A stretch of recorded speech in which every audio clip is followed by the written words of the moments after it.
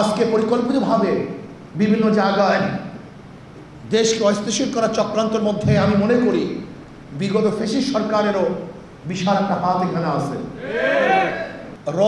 এ দেশকে অস্থিতিশীল করার জন্য চক্রান্ত করতেছে। আজ অন্তর্বর্তী সরকারকে বলবো, শক্ত হাতে দেশকে পরিচালনা করেন, দুর্বল হাতে এদের চালানো সম্ভব নয়।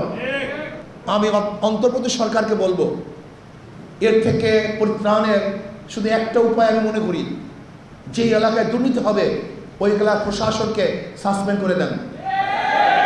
ধরে নেন এই পল্টন এরিয়ায় যদি কোনো গুন্ডামি হয়, চাঁদাবাজ হয়, ওই এরিয়ার যারা দায়িত্বশীল আছে বরখাস্ত, কোনো কৈফিয়ত নেই। আপনি দেখুন, এই কাজটা করুন, দেখবেন যদি ট্রান্সফার করেন কোনো কাজ হবে না।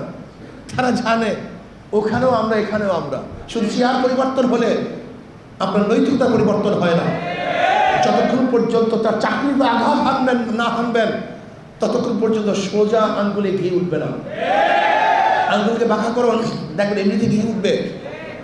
যদি আপনি কোনো অবস্থাতেই দুর্বলতা প্রকাশ করেন তাহলে এই জাতি নিমজ্জিত হবে, আশা আকাঙ্ক্ষা সমস্ত স্বপ্ন ভেসে যাবে। মানুষ এই দুর্ভোগা জাতি আবার এই দুর্ভোগের মধ্যে পড়ে যাবে।